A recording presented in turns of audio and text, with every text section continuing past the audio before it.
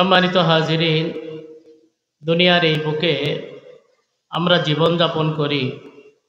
জীবনে চলতে গেলে বিভিন্ন প্রতিকূল পরিবেশ, প্রতিকূল পরিস্থিতি, বিভিন্ন বিপদ আপদের সম্মুখীন হই কি হই না?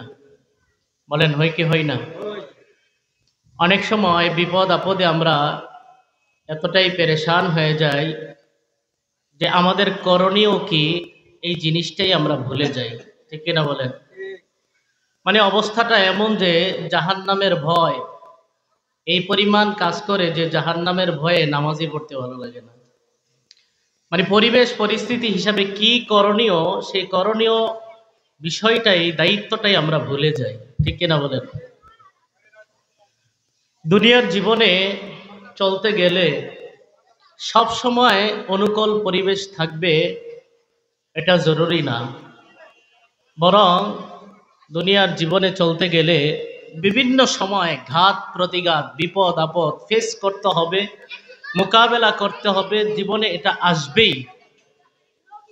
এই জন্য আল্লাহ পাক রব্বুল আলামিন কোরআনে কারিমে বলেন, লাকাদ খালাকনাল ইনসানা ফি কাবাদ। আল্লাহ বলেন, আমি মানুষকে সৃষ্টি করেছি কষ্টের মধ্যে। অর্থাৎ তার জীবনে কষ্ট ক্লেশ থাকবে, পেরেশানি থাকবে, বিপদ আপদ তার জীবনে থাকবে, এর থেকে তার কোনো ছুটি নেই। ঠিক না বলে?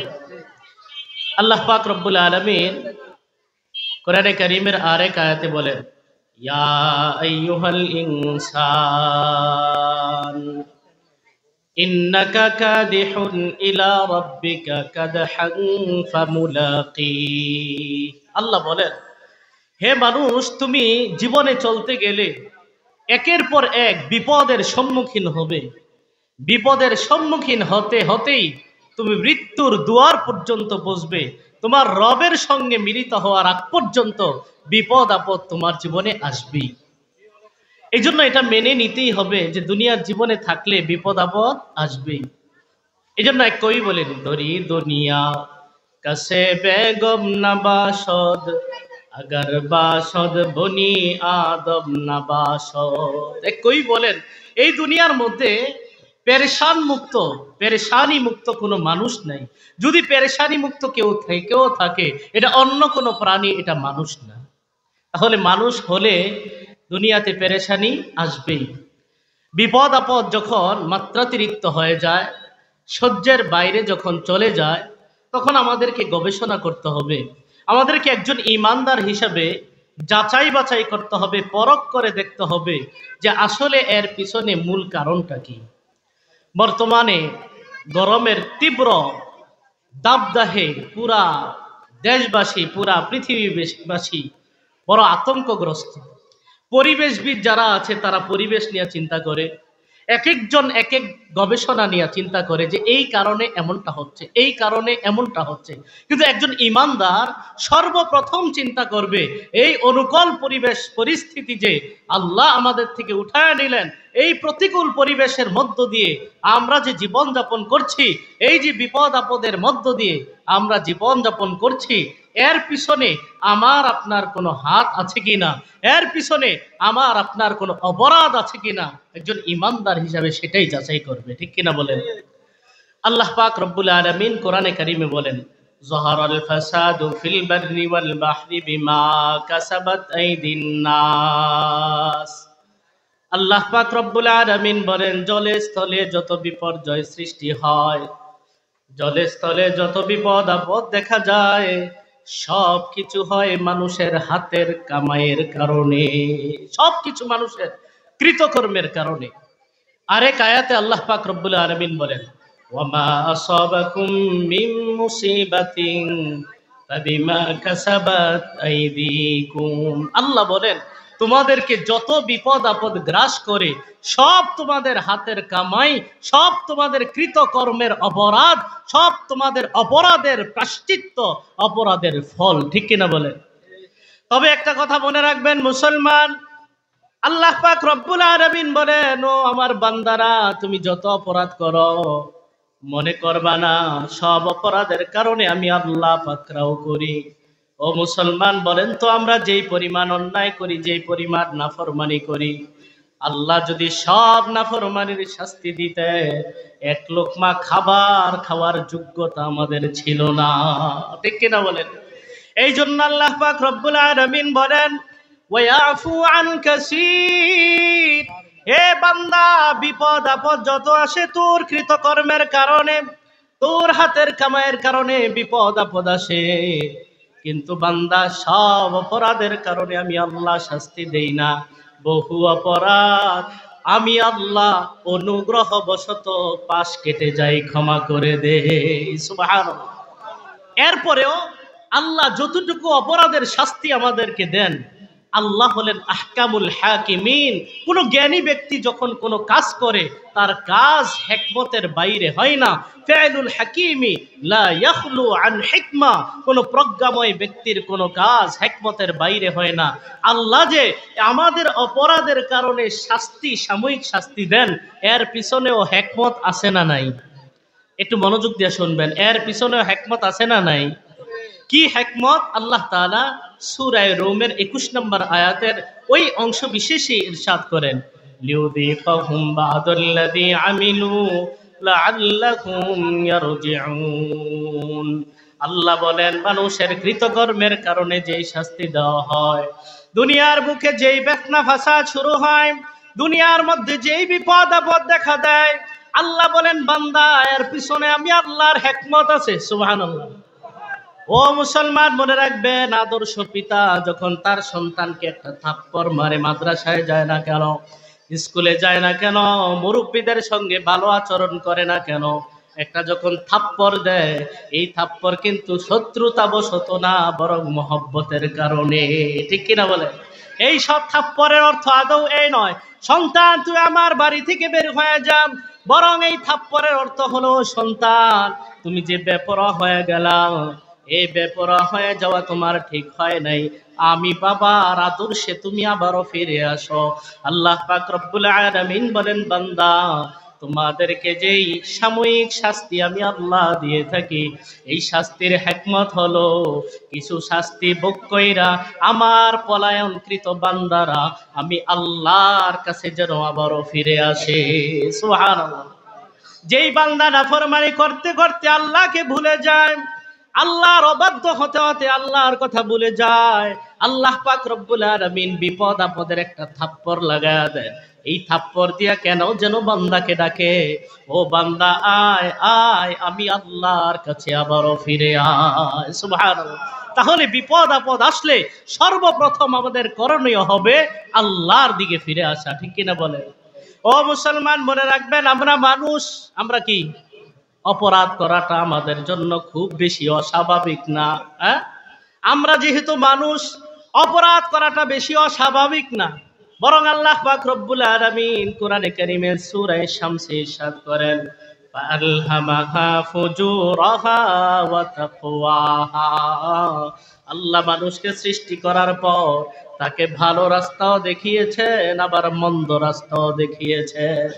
এই জন্য মানুষের ভালো করার যোগ্যতাকে দিয়েছেন, আবার মন্দ করার যোগ্যতা পরীক্ষা করার জন্য দিয়েছেন কে? আল্লাহ পাক রব্বুল আলামিন বলেন, ক্বাদ আফলাহা মান যাক্কাহা। যেই মানুষটা তার অন্তরকে পরিশুদ্ধ করবে, জীবনটাকে কোরআন সুন্নাহ অনুযায়ী পরিচালনা করবে, আল্লাহ বলেন দুনিয়াতেও সফল, আখিরাতেও বান্দা চির সফল হয়ে যাবে। সুবহানাল্লাহ। ওয়াকাদ খাবা মান দাসাহা। আর যে বান্দা নিজের অন্তরকে কলুষিত করবে, অন্তরকে পরিশুদ্ধ করতে পারবে না, অন্তরটাকে সাজাইতে পারবে না, জীবনটাকে কোরআন সুন্নাহ অনুযায়ী সাজাইতে পারবে না, আল্লাহ বলেন এই বান্দা দুনিয়ায়ও ব্যর্থ, আখিরাতেও ব্যর্থ। বলেন নাউজুবিল্লাহ।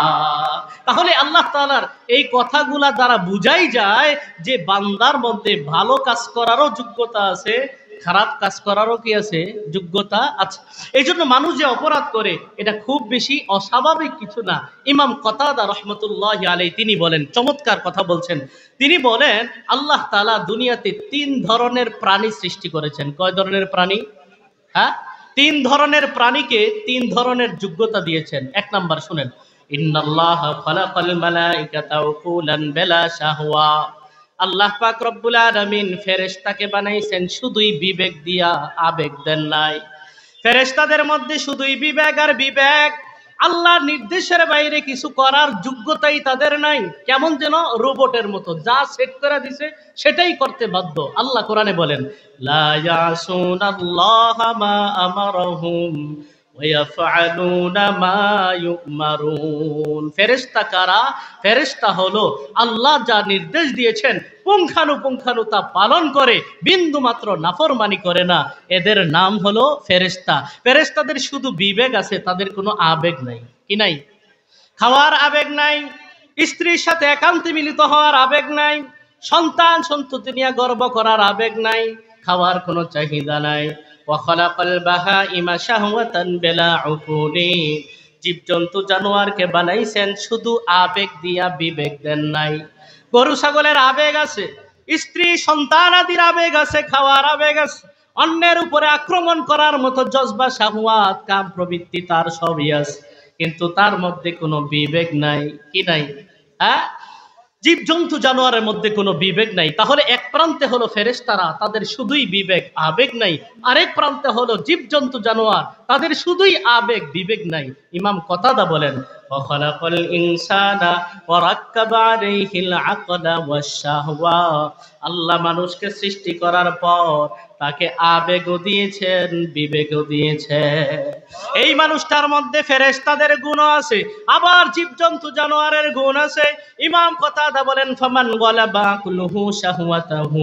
কেউ যদি তার জীবনটা বিবেক অনুযায়ী চালায়, আবেগ অনুযায়ী না, তার জীবনে যদি বিবেক প্রাধান্য পায়, আল্লাহর নবী সাল্লাল্লাহু আলাইহি ওয়াসাল্লামের ঘোষণা, আল্লাহর ঘোষণা অনুযায়ী বোঝা যায় মাটির তৈরি এই মানুষের মর্যাদা বৃদ্ধি পেতে পেতে ফেরেশতাদের কাতারে গিয়ে দাঁড়ায়। সুবহানাল্লাহ। মাটির তৈরি মানুষ মর্যাদায় ফেরেশতাদেরকেও ছাড়িয়ে যায়। সুবহানাল্লাহ। ওমান গালাবা শাহওয়াতুহু আকলাহু। আর যদি কোনো মানুষ তার জীবনটাকে চালায় ওই পশু সুলভ যোগ্যতাটাকে কাজে লাগাইয়া, তার জীবনটাকে বিবেক অনুযায়ী চালায় না, শুধু আবেগ অনুযায়ী চালায়, ইমাম কতাদা বলেন, ইলতাহাকা বিল বাহাইম। এই আশরাফুল মাখলুকাত, সৃষ্টির সেরা জীব মানুষটা ওই পশুর কাতারে গিয়ে দাঁড়ায়। বলেন নাউজুবিল্লাহ। আল্লাহ এই কথাটাই কোরআনে কারিমে সূরা আনআমের মধ্যে ঘোষণা করেন, সূরা আরাফে ঘোষণা করেন, লাহুম কুলুবুল লা ইয়াফকাহুনা বিহা। তাদের অন্তর আছে, অন্তর দিয়া সত্যকে উপলব্ধি করে না। ওয়ালাহুম আয়ুনুল লা ইউবসিরুনা বিহা। তাদের চোখ আছে, চোখ দিয়া সত্যকে দেখে না। ওয়ালাহুম আযানুল লা ইয়াসমাউনা বিহা। তাদের কান আছে, কান দিয়া সত্যের কথা শুনে না। আল্লাহ বলেন, উলাইকা কাল আনআম। হাতে পায়ে চেহারায় এরা মানুষ মনে হলো, আসলে আমি আল্লাহর কাছে তারা চতুষ্পদ জন্তুর চাইতেও নিকৃষ্ট। নাউজুবিল্লাহ। তাহলে বোঝা গেল হাত পা চেহারা থাকলেই মানুষ মানুষ হয় না। ঠিক কিনা বলেন? এই জন্য এক কবি বলেন, গর্ব সুরত আদমি ইনসাবুদে আহমদ বো জাহাল হাম এক সাবুদে। চেহারা থাকলেই মানুষকে যদি মানুষ বলা হইতো, আরে মুহাম্মদ সাল্লাল্লাহু আলাইহি ওয়াসাল্লাম তারও তো চেহারা ছিল, আবু জাহেলেরও চেহারা ছিল। বলেন তো, মানুষের ক্যাটাগরিতে যেখানে মুহাম্মদ সাল্লাল্লাহু আলাইহি সাল্লাম থাকবে, সেই ক্যাটাগরিতে আবু জাহেলকে মানুষ বলার কোনো সুযোগ আছে? এই জন্য মুসলমান মনে রাখবেন, আদমিয়াত লাহম শাহম পোস্ত নিস, আদমিয়াত জুজরে যায় দোস্ত নিস। রক্ত মাংস গোস্ত এগুলা থাকলেই মানুষকে মানুষ বলা হয় না। মানুষ তো মানুষ হয় প্রকৃত অর্থে আল্লাহর সাথে সম্পর্কের মাধ্যমে। ঠিক কিনা বলেন? তো যাই হোক, কথা বলছিলাম যে মানুষ যে অন্যায় করে এটা খুব বেশি অস্বাভাবিক না, বরং অনেকটা কি স্বাভাবিক। এটা করবে, এটা আল্লাহ জানতেন, নবীও কি জানতেন। বরং নবীজি সাল্লাল্লাহু আলাইহি ওয়াসাল্লাম এক হাদিস শরীফে ইরশাদ করেন, মনোযোগ দিয়ে শুনবেন। নবী বলেন, ওয়াল্লাযী নাফসি বিয়াদিহি। ওই সত্তার কসম যেই আল্লাহর হাতে আমার কুদরতি জান, যেই আল্লাহর হাতে আমার জান। নবীজি সাল্লাল্লাহু আলাইহি ওয়াসাল্লাম বলেন, হে আমার সাহাবীরা, হে আমার উম্মতেরা, লাউলাম তুজনিবু লাযাহাবাল্লাহু বিকুম। দুনিয়ার তোমরা কেউ যদি অন্যায় না করতা, অপরাধ না করতা, গুনাহ না করতা, মনে করো দুনিয়ার সবাই বড় পীর আব্দুল কাদের জিলানী, কেউ কোনো অপরাধ করে না, কবিরা গুনাও না, সগীরা গুনাও না, ফরজ সারে না, ওয়াজিব সারে না, মুস্তাহাবও সারে না, সবাই বুজুর্গ হয়ে গেছে। নবীজি সাল্লাল্লাহু আলাইহি ওয়াসাল্লাম বলেন, দুনিয়ার মানুষের যদি এই অবস্থা হইতো, লাযাহাবাল্লাহু বিকুম, আল্লাহ তোমাদেরকে ধ্বংস করে দিতেন। কেমন আশ্চর্য কথা না? সবাই ভালো, নবী বলেন তাইলে আল্লাহ তোমাদেরকে রাখতেন না, ধ্বংস করে দিতেন। কেন? ওয়ালা জাআ বিকাউমিন ইউযনিবুনা ফায়াস্তাগফিরুনাল্লাহা ফায়াগফিরু লাহুম, আল্লাহ এমন এক জাতি সৃষ্টি করতেন যেই জাতি অপরাধ করবে আবার আল্লাহর কাছে ক্ষমা চাইবে, আল্লাহ তাদেরকে মাফ করে দিবে। সুবহানাল্লাহ। এই জন্য মুসলমান ইমানদার মনে রাখবেন, মানুষ অন্যায় করাটা খুব বেশি অস্বাভাবিক না, বরং অনেকটা স্বাভাবিক। তবে মানুষের জ্বর হওয়া স্বাভাবিক, এই জন্য ডাক্তারের কাছে যায় না, বলেন না? মানুষের অসুস্থতা হওয়া স্বাভাবিক, এই জন্য কি ডাক্তারের কাছে যায় না? অবশ্যই যায়। হ্যাঁ, দুনিয়ার মধ্যে সমস্যা আছে, সমাধানও তো কি আছে, বরং সমস্যা যা সমাধান এর চাইতে বেশি, ঠিক কিনা বলেন? এই জন্য আমরাও কথায় কথায় বলি 12 মুশকিল 13 আসান, বলি না? এই কথাটা হাদিসের কথা। নবীজি সাল্লাল্লাহু আলাইহি সাল্লাম বলেন, ইন্নাল্লাহা লাম ইউনজিল দাআ ইল্লা আনজালা লাহু শিফাআ, এই দুনিয়ার মধ্যে আল্লাহ যত রোগ ব্যাধি দিয়েছেন, সব রোগের ঔষধও আল্লাহ দিয়ে দিয়েছেন। এই জন্য মুসলমান ইমানদার, অপরাধ করা একটা রোগ, অন্যায় করা গুনাহ করা একটা রোগ, গুনাহ করা একটা অপরাধ। এই অপরাধের মলম দরকার আছে না নাই? হ্যাঁ, এই রোগের ঔষধের দরকার আছে না নাই? এই রোগের ঔষধের নাম কি? আমরা কোরআন ও হাদিস তালাশ করে দেখতে পাই, এই রোগের ঔষধের নাম হলো তওবা, এই রোগের ঔষধের নাম হলো ইস্তেগফার। সুবহানাল্লাহ। তিরমিজি শরীফের এক হাদিসের মধ্যে এসেছে, নবীজি সাল্লাল্লাহু আলাইহি সাল্লাম বলেন, ইন্নাল মুমিনা ইজা আযনাবা যামবা, মুমিন বান্দা যখন কোনো অপরাধে লিপ্ত হয়ে যায়, অন্যায় লিপ্ত হয়ে যায়, কানাত নুকতাতুন সাউদাউ ফি কলবিহি, তার অন্তরের মধ্যে একটা কালো দাগ পড়ে যায়, নাউজুবিল্লাহ। মুসলমান যখন অপরাধ করে, অন্যায় করে, তার অন্তরের মধ্যে একটা কালো দাগ পড়ে যায়, একটা ফোড়ার মতো হয়ে যায়। ও মুসলমান, ফোড়া যদি শুরুতেই না গেলে, এই ফোড়া ইনফেকশন হয়ে ধীরে ধীরে ক্যান্সার হয়ে যায়, ঠিক কিনা? নবীজি সাল্লাল্লাহু আলাইহি ওয়াসাল্লাম বলে, ফাইন তাবা ওয়া নাযাআ ওয়াস্তাগফারা, তিনটা মেডিসিনের সমন্বয়ে ঔষধ। এক নাম্বার, বান্দা যদি তওবা করে, ওয়া নাযাআ, যে গুনার মধ্যে লিপ্ত আছে এই গুনাহ এখন ছেড়ে দেয়, তওবার জন্য তিনটা শর্ত। এক নাম্বার, লজ্জিত হওয়া। দুই নাম্বার, ওয়া নাযাআ, গুনাহ রানিং গুনাহ এই মুহূর্তে ছেড়ে দেওয়া, নাকি আগামী শনিবারে, হ্যাঁ আগামী মাসে 2025 সালের শুরুতে ভালো হয়ে যাবো। ও মুসলমান, আগামী সকাল পর্যন্ত, আগামী মাস পর্যন্ত, 2025-এর জানুয়ারির 1 তারিখ পর্যন্ত আমার আপনার হায়াত আছে না নাই? কোনো নিশ্চয়তা আসেনি। এই জন্য তওবা করার জন্য তিনটা শর্ত নবী বলেন। ফাইন তাবা, বান্দা যখন অনুতপ্ত হবে, ওয়া নাযা, গুনাহ থেকে নিজে ছাড়ায়া নেবে, ওয়াস্তাগফারা, সংকল্প করবে, দৃঢ় সংকল্প, গো আল্লাহ, যা অপরাধ করেছি, অন্যায় করেছি, ভুল হয়ে গেছে, আর অপরাধ করব না। হ্যাঁ, এই তিনটা শর্ত। এক নাম্বার, আবারও বলি, লজ্জিত হওয়া। দুই নাম্বার, রানিং গুনাহ এই মুহূর্তে ছেড়ে দেওয়া। তিন নাম্বার, গুনাহ করব না এই মর্মে ভবিষ্যতের জন্য চিরস্থায়ীভাবে আল্লাহর সঙ্গে সংকল্প করা।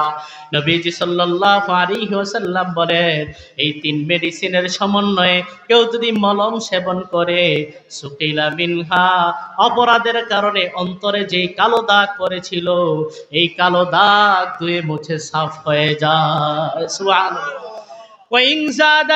আর যদি বান্দা অপরাধ করার পরে তার মধ্যে কোনো ভাবান্তর নাই, এতদিন টানতো বিড়ি, এখন টানে গাঞ্জা, কয়দিন পরে টানে মদ, আছে না নাই? বলেন না, আছে না নাই? যদি বান্দা গুনাহ করতেই থাকে, নবী বলেন জাদা, তার অন্তরের কালো দাগ এটার পরিমাণও বাড়ে। ওই ফোঁড়া যেমনি ভাবে ক্যান্সারের রূপ নেয়, নবীজি সাল্লাল্লাহু আলাইহি ওয়াসাল্লাম বলেন অপরাধ করার পরে বান্দা যদি তওবা করার মতো তৌফিক না হয়, এই বান্দার অন্তরের কালো দাগের পরিমাণ বাড়তে থাকে, বাড়তে বাড়তে এমন অবস্থা হয়ে যায় হাত্তা ইউকাল্লাফা বিহা কলবুহু, ওই কালো দাগ দ্বারা তার অন্তরটা ঢাকা পড়ে যায়। বলেন নাউজুবিল্লাহ। অন্তরটা ঢাকা পড়ার পর নবী বলেন ফাযালিকার রান, একটা আবরণ হয়, আবরণ। এই আবরণটার নাম হলো রান। আবরণটার নাম কি? সূরা মুতাফফিফিনে আল্লাহ তাআলা কাফেরদের ব্যাপারে বলেন কাল্লা বাল রানা আলা কুলুবিহিম মা কানু ইয়াকসিবুন। আল্লাহ বলেন এই কাফেরদের কৃতকর্মের কারণে তাদের অন্তরে রান নামক পর্দা পড়ে গিয়েছে। নবী আনজারতাহুম আম লাম তুনজিরহুম লা ইউমিনুন, আপনি দাওয়াত দিলেও সই, না দিলেও সই, তারা আর ঈমান আনবে না।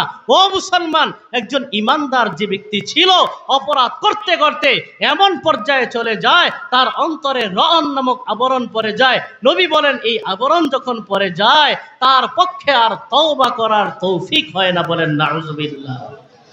এরপরে দেখা যায় এই বান্দার নাম আব্দুল্লাহ, এই বান্দার নাম আব্দুর রহমান, কিন্তু আজানের আওয়াজ শুনলে বিরক্ত প্রকাশ করে, কোরআনের আওয়াজ শুনলে বিরক্ত প্রকাশ করে। ও মুসলমান, বলেন তো গান বাজনার সাপোর্ট করে, কিন্তু মাহফিল হলে সহ্য করতে পারে না।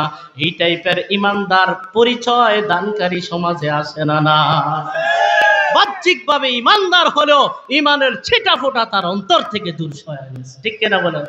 একদম শেষ হয়ে গেছে। এই জন্য তওবা করতে হবে ওই পরিস্থিতি আসার আগেই।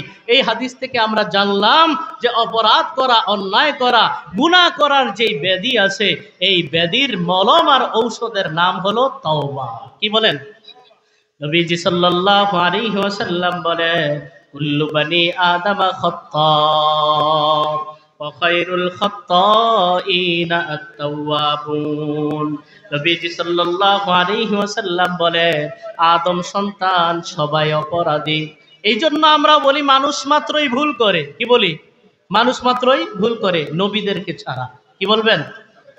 মানুষ মাত্রই ভুল করে, নবীদেরকে ছাড়া। নবী বলেন ওয়া খায়রুল খাত্তাইনা আত-তাওয়াবুন, এই অপরাধীদের মধ্যে ভালো তারা অপরাধ হয়ে যাওয়ার পর তাওবা করে ফিরে এসে যারা, সুবহানাল্লাহ, তাওবা করে আবার আল্লাহর কাছে যারা ফিরে আসে তারা একেবারেই আল্লাহর কাছে প্রিয় হয়ে যায়। এখন বিষয় হলো তাওবা করতে হবে কখন? এটা কি আগামী সপ্তাহে করলে চলবে নাকি এখন করতে হবে? সূরা নিসার 17 নম্বর আয়াতে আল্লাহ তাআলা বলেন ইন্নামাত তাওবাতু আলাল্লাহ লিল্লাযীনা ইয়ামালুনা আস-সুআ বিজাহালা সুম্মা ইয়াতুবুনা মিন করিব। আল্লাহ বলে যে সকল বান্দারা অজ্ঞতাবশত অন্যায় করে ফেলে, নফসের দুকায় পড়ে, শয়তানের দুকায় পড়ে, বন্ধু বান্ধবের পাল্লায় পড়ে, সমাজ রক্ষা করতে গিয়ে অপরাধ করে ফেলে, এরপরে সুম্মা ইয়াতুবুনা মিন করিব, কাল বিলম্ব না করে আবার তওবা করে নেয়, নাকি কালকে সকালের অপেক্ষায় থাকে, আগামী মাসের অপেক্ষায় থাকে না। নবীজি সাল্লাল্লাহু পাক রব্বুল আলামিন বলেন ফাউলাইকা ইয়াতুবুল্লাহু আলাইহিম, এই সকল বান্দাদের তওবা আল্লাহ কবুল করে নেন। সুবহানাল্লাহ। ওয়ালাইসাতিত তাওবাতু লিল্লাযীনা ইয়ামালুনা আস-সাইয়্যাত, আর যে সকল বান্দারা অপরাধ করতেই থাকে, অন্যায় করতে থাকে, হাত্তা ইযা হাদারা আহাদাহুমুল মাউতু ক্বালা ইন্নী তুবতুল আন, মৃত্যুর দ্বার প্রান্তে যখন উপনীত হয়ে যায়, আজরাইল ফেরেশতাকে যখন দেখে তখন বলে ইন্নী তুবতুল আন, আমি এখন তওবা করলাম। আল্লাহ বলেন না বান্দা, তোর তওবা কবুল হবে না। বলেন নাউজুবিল্লাহ। মৃত্যুর ফেরেশতাকে দেখার আগ পর্যন্ত তওবা কবুলের সময়, কারণ ঈমান হলো না দেখে বিশ্বাস করার নাম। ঈমান কাকে বলে? না দেখে বিশ্বাস করা। আখিরাতের অবস্থা যখন সামনে চলে আসবে, ফেরেশতাকে যখন দেখবে, এরপরে ঈমান আনলে ঈমান গ্রহণযোগ্য হবে। যদি এই ঈমানও গ্রহণযোগ্য হয় তাহলে ফেরাউনকে বলতে হবে হ্যাঁ বড় ঈমানদার। ঠিক কিনা বলেন? মৃত্যুর সময় তো ফেরাউনও ঈমান আনছিল। কেমন ঈমান দেখেন, ফেরাউন এমন ভাবে ঈমান আছে, বলে আমানতু বিআন্নাহু লা ইলাহা ইল্লাল্লাযী আমানাত বিহি বানু ইসরাঈলা ওয়া আনা মিনাল মুসলিমিন। ওগো আল্লাহ, আমি ওই আল্লাহকে বিশ্বাস করিলাম যে আল্লাহকে মুসার উম্মত বনি ইসরাইল বিশ্বাস করে। আল্লাহকে মানে কোরআনটা তাফসীর করে বুঝাইতেছে যে আল্লাহ, আমি সেই আল্লাহকে বিশ্বাস করিলাম যে আল্লাহকে বনি ইসরাইলে মুসার অনুসারীরা বিশ্বাস করে। আনা মিনাল মুসলিমিন, আল্লাহ আমি তো মুসলমান, সুবাও কি লেখা বুঝে আসছে, আমি তো ঈমান আনছি। আল্লাহ এক ধমক দিছে, আল আন, একুব কথাকার, এখন ওয়াকাদ আসাইতা ক্বাবলু ওয়া কুনতা মিনাল মুফসিদিন, এখন তওবা করলে হবে না, এখন তওবা করলে হবে না। এখন কিসের মুসলমান দাবি করো? তুই তো মোস্ট ওয়ান্টেড বিশ্ব সন্ত্রাসী, ঠিক কিনা? তোর তওবা আর কবুল হবে না। এই জন্য মুসলমান মনে রাখতে হবে, তওবা করতে হবে। তওবার ভাবান্তর তৈরি হয় যখন, ঠিক তখনই তওবা কবুল তওবা করতে হবে। আল্লাহ পাক রব্বুল আলামিন সূরা আলে ইমরানের 135 নম্বর আয়াতে বলেন, ওয়াল্লাযীনা ইযা ফাআলু ফাহিশাতান আও যালামু আনফুসাহুম, আমার যে সকল বান্দারা কোনো অপরাধ করে, অন্যায় করে, অন্যায় করার পর যাকারুল্লাহ ফাস্তাগফারু লিযুনুবিহিম, অন্যায় অপরাধে লিপ্ত হয়ে যাওয়ার পর আল্লাহর কথা মনে হয়ে যায়, আল্লাহর কথা মনে হয়ে বড় লজ্জিত হয়ে যায়, আল্লাহর কাছে ক্ষমা চায়। আল্লাহ ব্র্যাকেটের মধ্যে বলেন, ওয়া মাইয়াগফিরুয যুনুবা ইল্লাল্লাহ, এ বান্দা বলো গুনাহ আল্লাহ ছাড়া মাফ করবে কে? বলেন, আল্লাহ ছাড়া কেউ গুনাহ মাফ করতে পারে? জিন্দাবি, মুর্দাবি, হ্যাঁ, খাজা শাহজালাল, বুঝে নাই, বড় পীর আব্দুল কাদের জিলানী, গুনাহ ক্ষমা করবে কে? এই জন্য আমরা নামাজি বলি, আল্লাহুম্মা ইন্নী যালামতু নাফসি যুলমান কাসীরা ওয়া লা ইয়াগফিরুয যুনুবা ইল্লা আনতা। ওগো আল্লাহ, অপরাধ করেছি, অন্যায় করেছি, আমি জানি আপনি ছাড়া আর কেউ গুনাহ মাফ করতে পারবে না। এই জন্য আমি আপনার কাছেই ফিরে আসলাম। ওগো আল্লাহ, মেহেরবানি করে আমাকে মাফ করে দেন। আল্লাহ পাক রব্বুল আলামিন বলেন, অপরাধ করার পর, অন্যায় করার পর, নিজের উপরে জুলুম করার পর যারা আল্লাহর কথা স্মরণ করে নেয়, ওয়াস্তাগফারু লিযুনুবিহিম ওয়া মাইয়াগফিরুয যুনুবা ইল্লাল্লাহ ওয়া লাম ইউসিররু আলা মা ফাআলু। এখানেও তিনটা শর্ত বোঝা যায়। এক নাম্বার, আল্লাহর কথা মনে করে লজ্জিত হয়ে তওবা করে। দুই নাম্বার, সংকল্প করে আল্লাহ এই গুনাহ আর করব না। আমাদের অপরাধ থেকে তওবা করার সিস্টেম হলো মুরগির তওবা, ঠিক কিনা বলেন? মুরগি দেখবেন নাপাক খাওয়ার পরে মুখটা এভাবে মাটির সঙ্গে লাগায়, মানে তওবা করলাম আর নাপাকে মুখ দিব না। সামনে গিয়া যখন আবার নাপাক দেখে আবারও মুখ দেয়, ঠিক কিনা বলেন? আমাদের অবস্থা হইলো বিন নারী একটা দিকে তাকায়, আস্তাগফিরুল্লাহ আস্তাগফিরুল্লাহ আস্তাগফিরুল্লাহ, তাকায়ও থাকি, আবার কি বলি? আস্তাগফিরুল্লাহ আস্তাগফিরুল্লাহ। স্বয়ং নিজে নাউজুবিল্লাহ পড়তে থাকে যে এমন লোকের মুখ দিয়া আমি আস্তাগফিরুল্লাহ কেন বাইর হইলাম, ঠিক কিনা বলেন? এর নাম তওবা না। আল্লাহ পাক রব্বুল আলামিন কোরআনে বলেন, যারা অপরাধ করার পর, অন্যায় করার পর আমি আল্লাহর কথা স্মরণ করে অনুতপ্ত হয়, তওবা করে নেয়, আমি আল্লাহর কাছে সংকল্প করে, আল্লাহ অপরাধ হয়ে গেছে, ভুল হয়ে গেছে, আর অপরাধ করব না। তিন নাম্বার, ওয়ালাম ইউসিররু আলা মা ফাআলু, অপরাধ যা করেছে ঘাড় তেরামি কইরা সেটার উপরে অটল থাকে না। মসজিদের ইমাম সাহেব, খতিব সাহেব বলেছে এটা আপনার ভুল, না আপনি বললে হবে নাকি? কদিন পরে পরে নতুন নতুন ফতুয়া কোত্থেকে যে আনেন, আপনি বললে হবে নাকি? আশ্চর্যের কথা। বাপদাদারে দেখাইছি এমন, বলেন তো বাপদাদাকে দেখাইছি, এটা কি ধর্মের নাম? বাপদাদা যা বলছে ভুল হলে সেটাই কি ধর্ম? এই জব কাফের বেঈমানদের। এই জব কার? কাফের বেঈমানদের। মুসলমানদের জব হবে কোরআন সুন্নাহ আছে যেখানে, আমরা আছি সেখানে। তো যাই হোক, এই আয়াত দ্বারাও বোঝা যায় আল্লাহ পাক রব্বুল আলামিন চান বান্দা তওবা করবে, আমি আল্লাহ বান্দাকে মাফ করে দিব। সুবহানাল্লাহ। এই জন্য আল্লাহ পাক রব্বুল আলামিন বান্দাকে আহ্বান করেন, ও বান্দা আয় আয়, আমি আল্লাহর কাছে ফিরে আয়। সূরা তাহরিমের 7 নম্বর আয়াতে আল্লাহ বলেন, ইয়া আইয়ুহাল্লাযীনা আমানু তুবু ইলাল্লাহি তাওবাতান নাসুহা, হে ঈমানদারের দল, তোমরা আল্লাহর কাছে তওবা করো, আদা আদা তওবা নয়, খাঁটি দিলে তওবা করো। যদি খাঁটি দিলে তওবা করতে পারো, আসা রাব্বুকুম মাইয়ুকাফির আনকুম সাইয়্যাতিকুম ওয়া ইউদখিলাকুম জান্নাতিন তাজরি মিন তাহতিহাল আনহার। যদি তওবা করার মতো বান্দা করতে পারো, আল্লাহ তোমার জীবনের সব গুনাহ মাফ করে দিবে। সুবহানাল্লাহ। আল্লাহ পাক রব্বুল আলামিন সূরা নূরে বলেন, ওয়াতুবু ইলাল্লাহি জামিআ। হে আমার বান্দারা তওবা কর। কয়জন তওবা করবে? 100 জনের মধ্যে 99 জন। আল্লাহ বলেন না, জামিআ, সবাই তওবা কর, সবাই তওবা করো। আমি আল্লাহর কাছে সবাই তওবা করো, লাআল্লাকুম তুফলিহুন। বান্দা কথা দিলাম, দুনিয়াতেও সফল হবে, আখিরাতেও চির সফল হয়ে যাবে। সুবহানাল্লাহ। একটা হাদিসে কুদসি আছে।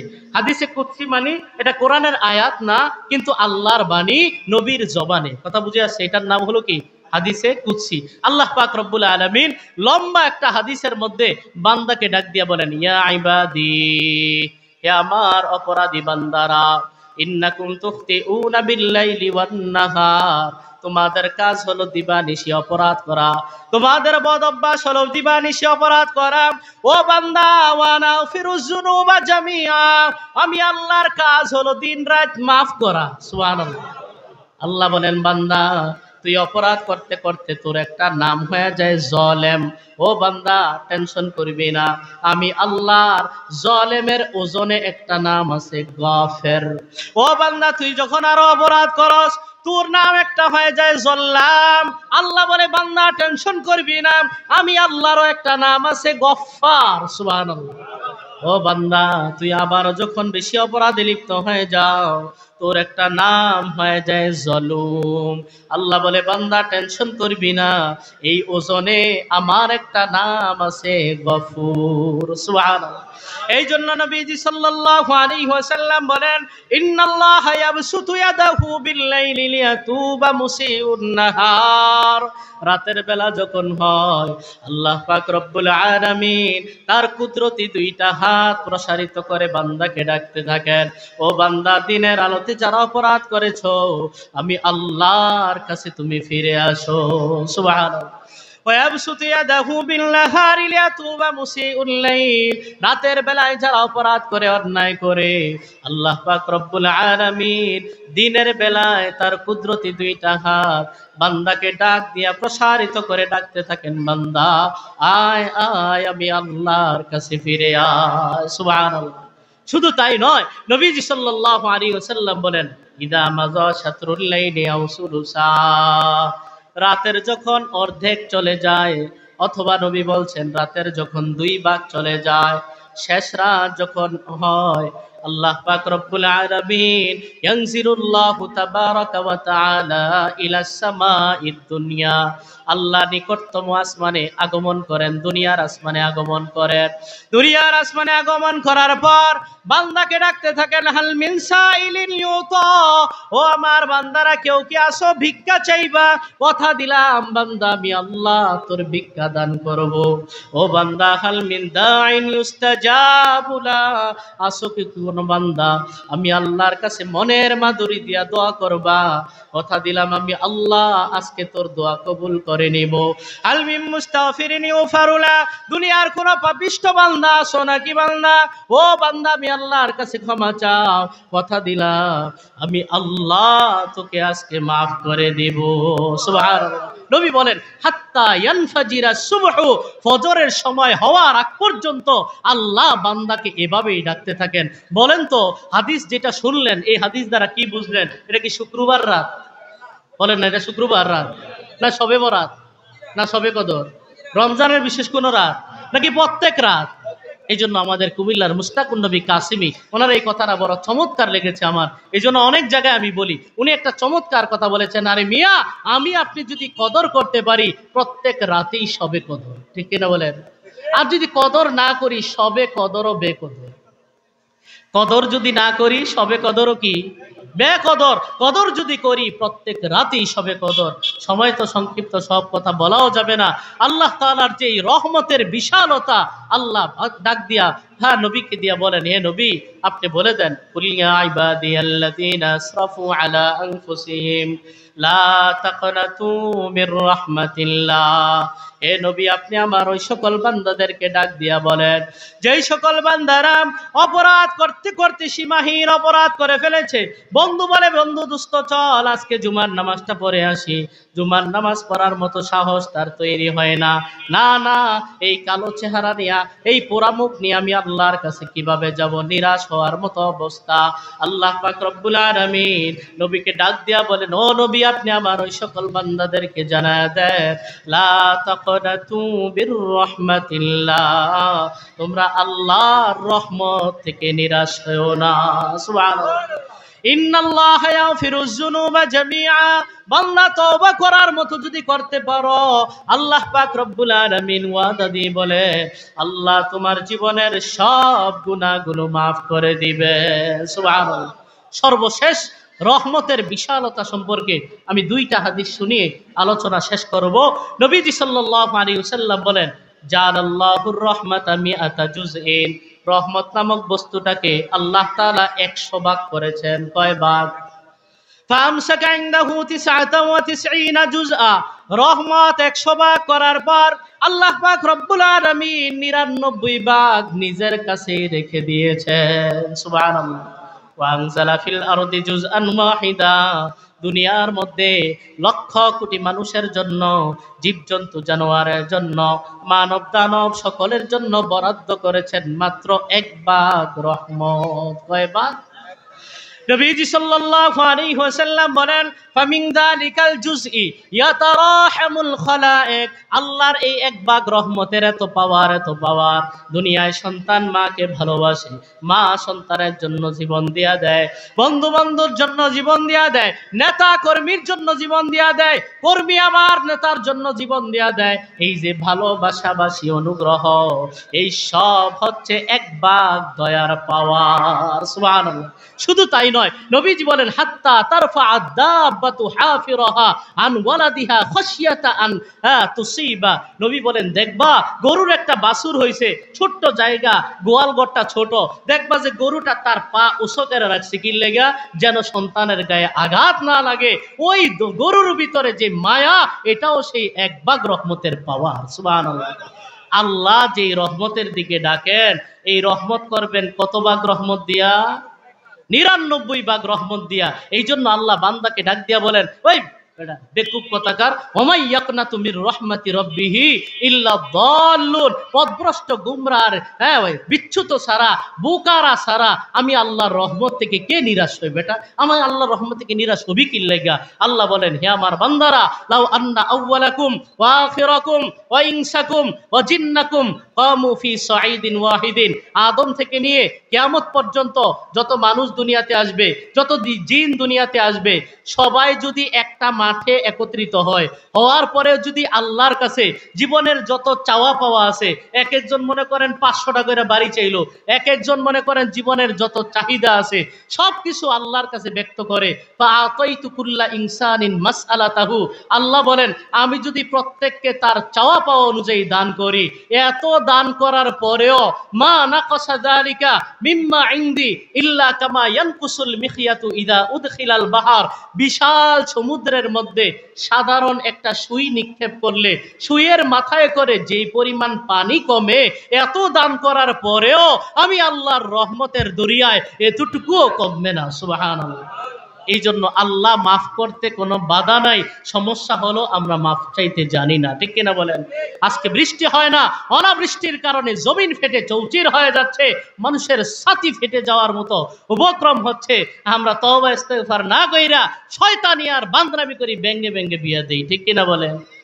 এই জন্য মুসলমান ইমানদার হিসাবে এই প্রতিকূল পরিবেশ পরিস্থিতিতে আমার আপনার তওবা করে আল্লাহর রাস্তায় ফিরে আসতে হবে। আল্লাহ বলেন, ওয়া আনিবু ইলা রাব্বিকুম ওয়াসলিমু লাহু মিন ক্বাবলি আইয়াতিয়াকুমুল আযাব, আযাব গজব আসার পূর্বে